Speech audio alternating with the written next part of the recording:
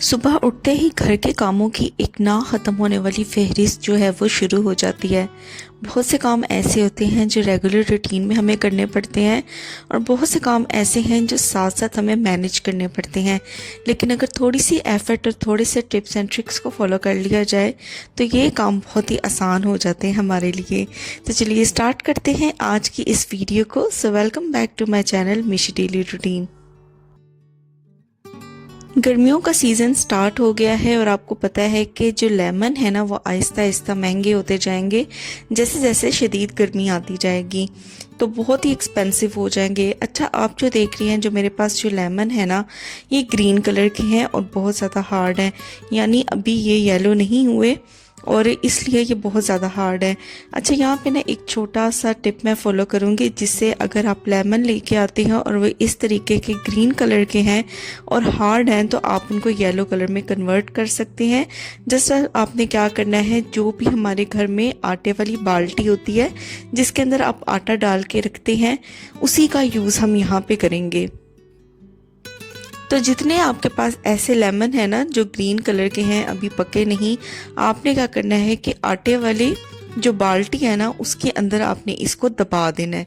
तो सारे लेमन्स को देखे मैं आटे वाली बाल्टी के अंदर इस तरीके से दबा दूंगी और आटे से इनको कवर कर दूंगी अच्छे तरीके से। तो 3 से 4 दिन के लिए ऐसे ही छोड़ दें इसके अंदर।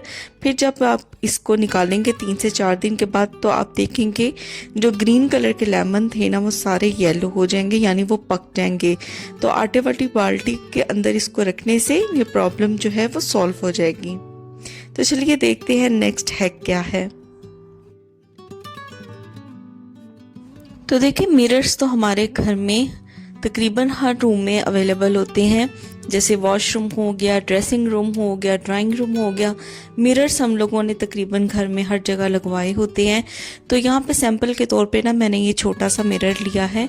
इसको क्लीन करने के लिए ना बहुत ही एफर्ट करनी पड़ती है। अगर छोटा सा भी कोई मार्क रह जाए मिरर के ऊपर तो वो देखने में बिल्कुल अच्छा नहीं लगता।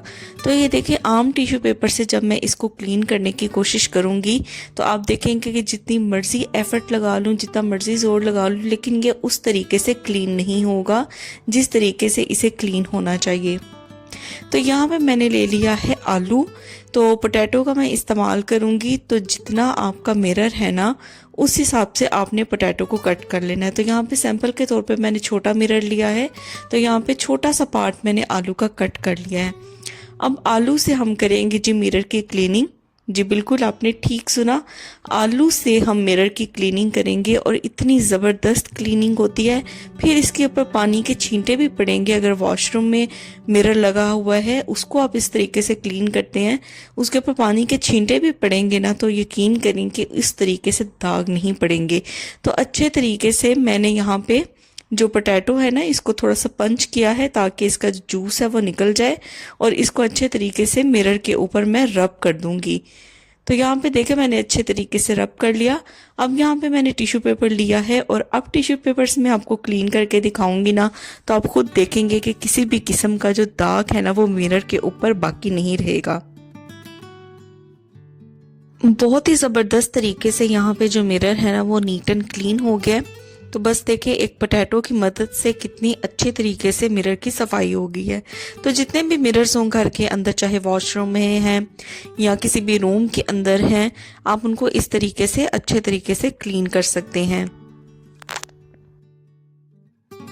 अच्छा, मार्केट से जब मैं लेमन लेके आई थी ना इनमें कुछ तो ग्रीन थे जिनको मैंने आटे में दबा के रख दिया है और कुछ इस तरीके के थे जिनको स्क्वीज़ करना ना बहुत ही ज़्यादा टफ था, ये बहुत ही ज़्यादा ना हार्ड थे।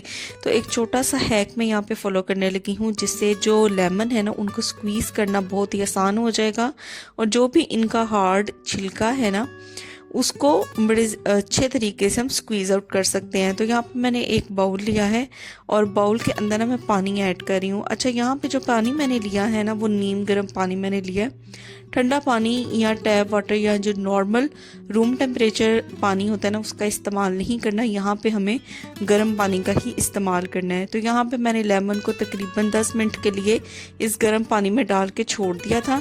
अब इसके बाद हम लेमन को जब यूज़ करेंगे ना तो इनकी जो स्किन स्किन है ना वो बहुत ही ज़्यादा सॉफ्ट हो जाएगी और इसको स्क्वीज़ आउट करना ना बहुत ज़्यादा आसान हो जाएगा। तो यहाँ पे एक चीज़ आपने मेक श्योर करनी है कि लेमन को आपने नीम गर्म पानी के अंदर ही 10 से 15 मिनट के लिए रखना है। सुबह से लेके शाम हो जाती है और हम फीमेल्स के ना घर के काम ही नहीं ख़त्म होते। कभी कपड़े धोना, कभी बर्तन धोना, घर की सफाइयाँ करना, सारा दिन इन्हीं चीज़ों में गुजर जाता है।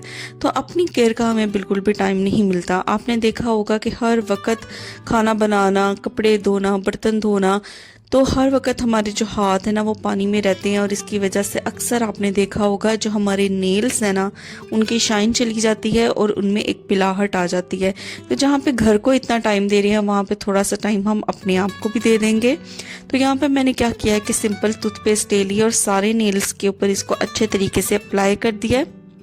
अप्लाई करने के बाद इसको मैं हल्का हल्का सा मसाज कर लूँगी और मसाज करने के बाद तकरीबन 5 से 10 मिनट के लिए मैं इसको ऐसे ही छोड़ दूँगी।